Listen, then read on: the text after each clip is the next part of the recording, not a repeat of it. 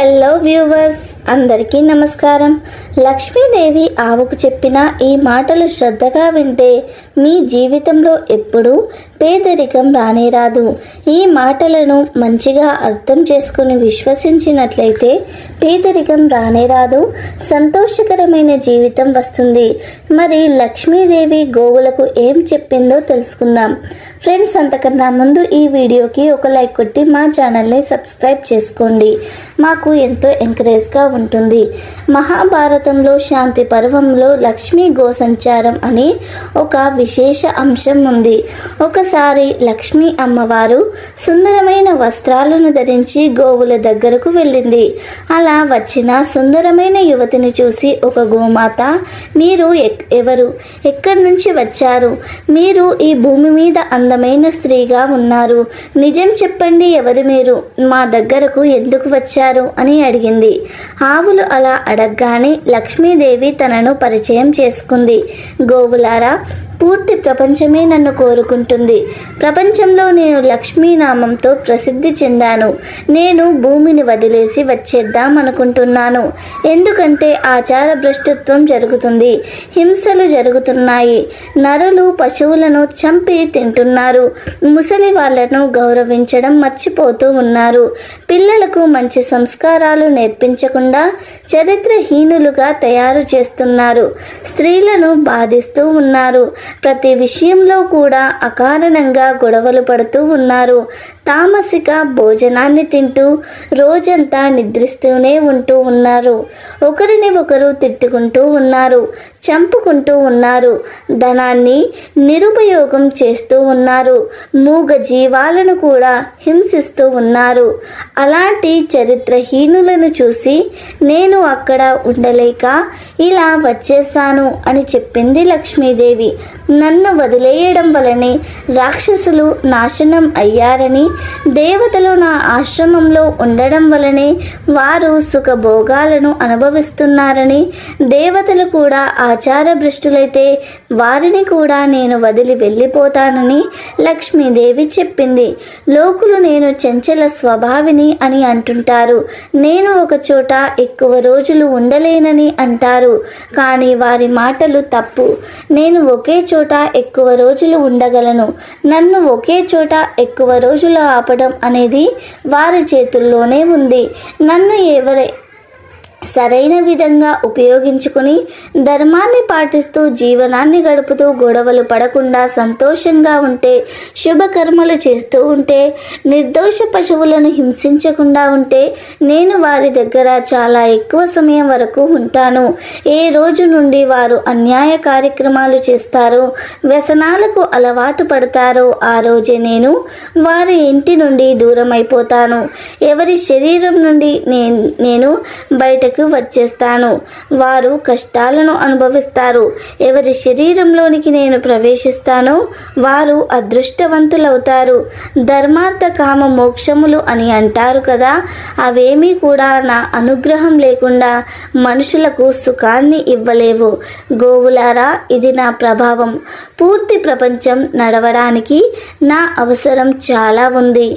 అలాంటి నేను మీ దగ్గరకు ఎందుకు వచ్చానంటే, నేను మీ శరీరంలో నివాసం ఉండాలి అనుకుంటున్నాను కాబట్టి మీరు నాకు ఆశ్రయం ఇచ్చి సంపన్నులు అవ్వండి అని లక్ష్మీదేవి గోవులతో చెప్పింది.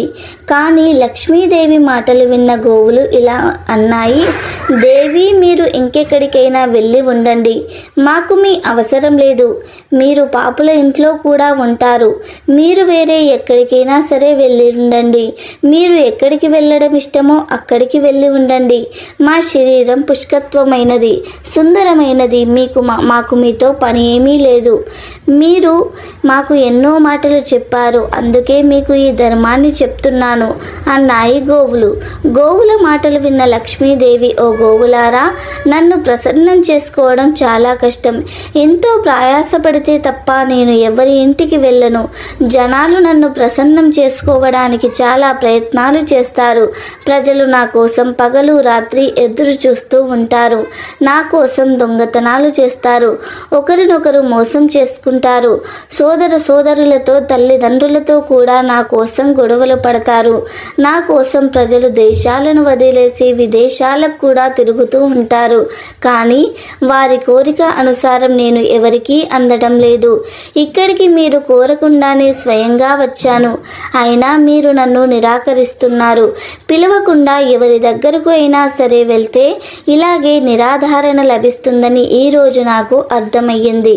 అయినా కూడా నేను మిమ్మల్ని బ్రతిమిలాడుతున్నాను. దయచేసి నన్ను మీ దగ్గర ఉండనివ్వండి. నన్ను స్వీకరించండి. చూడండి, ఈ చరాచర ప్రపంచంలో నన్నెవ్వరూ కూడా స్వీకరించకుండా ఉండరు అని లక్ష్మీదేవి పలికింది. అప్పుడు లక్ష్మీదేవి మాటలు విన్న గోవులు ఇలా అన్నాయి, అమ్మా లక్ష్మి, మిమ్మల్ని మేము అవమానించడం లేదు. మేము మిమ్మల్ని త్యాగం చేస్తూ ఉన్నాము. అది కూడా ఎందుకంటే మీ మనసు చంచలమైనది. మీరు ఎక్కడా కూడా స్థిరంగా ఉండరు. తర్వాత రోజులలో మీరు నన్ను వదిలి వెళ్ళిపోతే ఈ ప్రపంచంలోని మనుషులు చాలా స్వార్థపరులు. మేము పాలు ఇవ్వకపోతే మమ్మల్ని వదిలేస్తారు. అప్పుడు మేము ఎక్కడికి వెళ్ళిపోవాలి? ప్రజలు ఇంట్లో ఉంచుకోరు, అడవులలో కూడా ఉండనివ్వరు. మమ్మల్ని మా పిల్లల్ని చంపి తింటారు.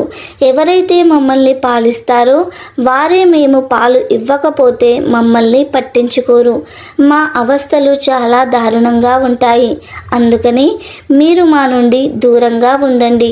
ప్రపంచంలో మనుషులు ఎప్పటి వరకు మాలో మీ దర్శనం చేసుకుంటారో అప్పటి వరకే మమ్మల్ని గౌరవిస్తారు. మీరు వెళ్ళిపోయాక ఎవ్వరూ మమ్మల్ని పట్టించుకోరు. అందువలన మేము నిన్ను స్వీకరించడం లేదు.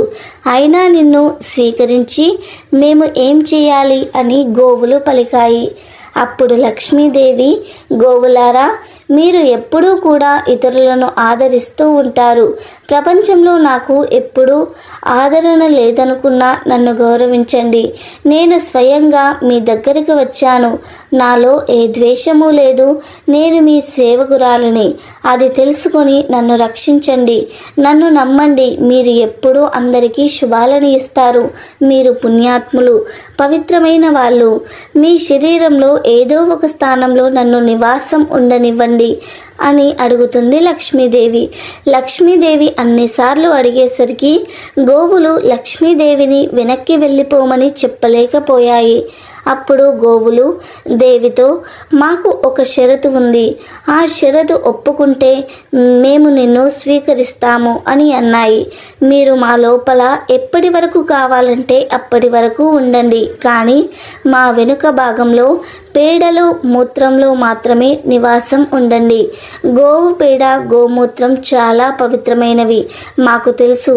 మీరు మమ్మల్ని వదిలి వెళ్ళిపోతే ప్రజలు మమ్మల్ని వదిలేస్తారు అని మా పేడ మూత్రంలో మీరు ఉంటే వాటిని ఉపయోగించి ప్రజలు లాభాలను పొందుతారు అని గోవులు అన్నాయి.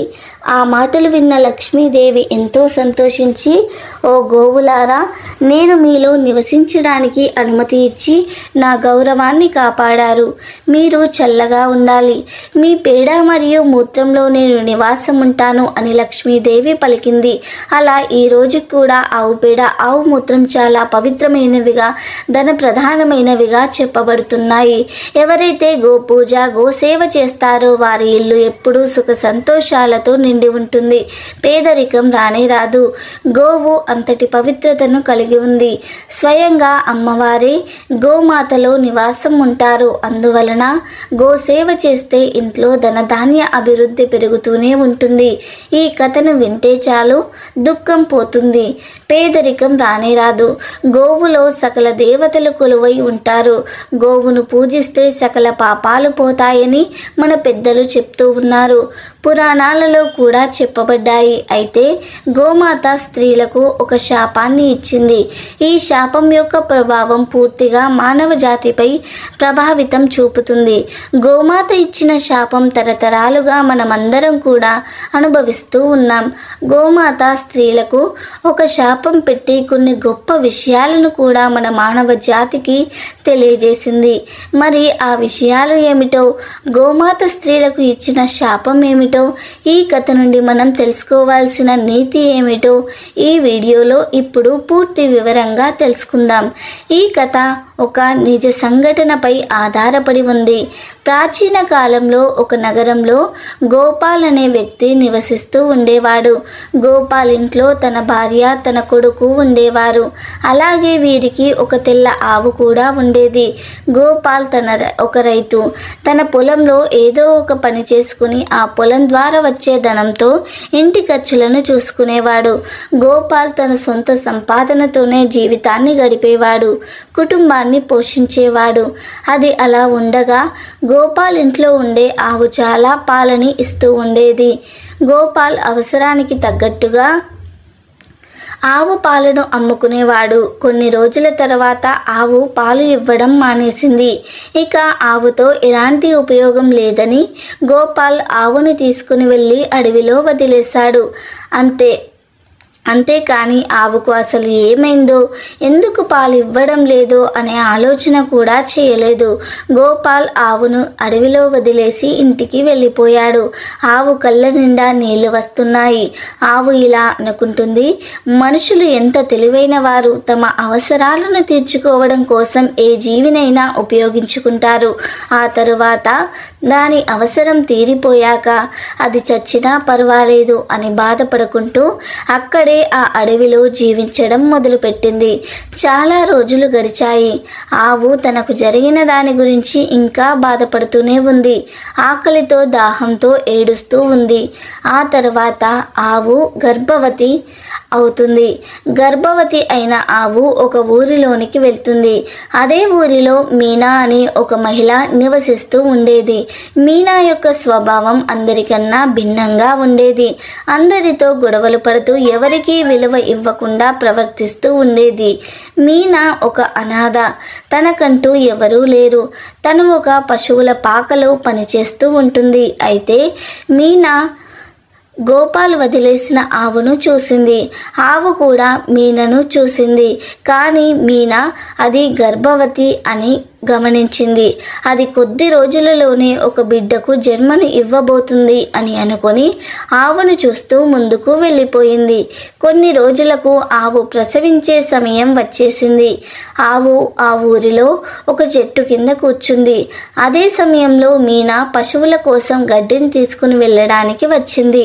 ఆవుకు మరియు మీనాకి కొంచెం దూరం ఉంది. ఆవు ప్రసవించడం మొదలుపెట్టింది. మీనా అక్కడ దగ్గర ఉండడం కారణంగా మీనాకి అర్థమవుతుంది, ఆవు ఒక బిడ్డకు జన్మనిచ్చింది. ఆ లేగ దూడను చూసి చాలా సంతోషిస్తుంది. కొంచెం సమయం తర్వాత ఆవు అటు ఇటు చూసింది. అక్కడే ఉన్న మీనాను చూసి మీనా దగ్గరకు వెళ్ళి ఇలా అంటుంది, అమ్మా, నేను ఇప్పుడే ప్రసవించాను. నువ్వు నాకు ఒక సహాయం చేయాలి. నా బిడ్డ కాళ్ళతో నడవలేదు. 9 నెలల తర్వాత నా బిడ్డ కాళ్ళతో నడుస్తుంది.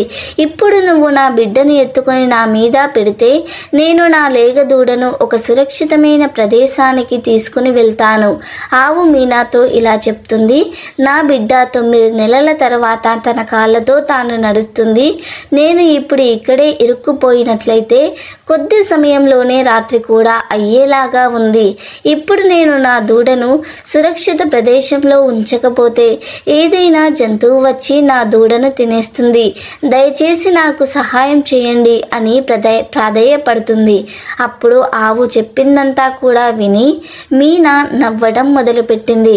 నువ్వు నీ బిడ్డను కాపాడుకోలేవా? సుఖంగా చూసుకోలేవా? నువ్వు ఎటువంటి తల్లివి అని వివిధ రకాల మాటలతో ఆవును దూషించి బాధ పెడుతుంది. అది విన్న ఆవుకు విపరీతమైన కోపం వచ్చి మీనాకు ఒక శాపం ఇస్తుంది. శాపం ఇస్తూ ఇలా అంటుంది, ఈరోజు నువ్వు నన్ను ఎగతాళి చేశావు. నీ పిల్లలు పుట్టిన వెంటనే నడుస్తున్నారు, కానీ నా పిల్లలు పుట్టిన 9 నెలల తర్వాత నడుస్తున్నారు. అందువలన నువ్వు నన్ను ఎగతాళి చేస్తున్నావు. అందుకే నేను నీకు ఈ శాపాన్ని ఇస్తున్నా.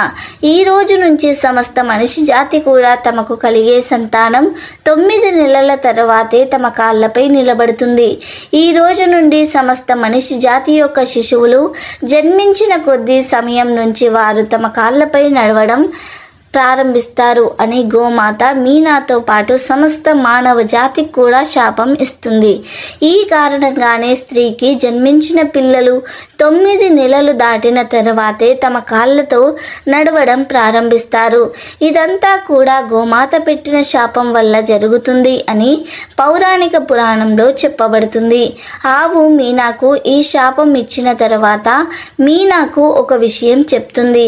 ఎవరైనా సరే కష్టంలో ఉన్నప్పుడు వారికి ఎంతో కొంత సహాయం చేయాలి. అది నీ మిత్రులు అయినా శత్రువులు అయినా మీ సహాయం కోరి మీ దగ్గరకు వచ్చినప్పుడు వారికి సహాయం చేయాలి.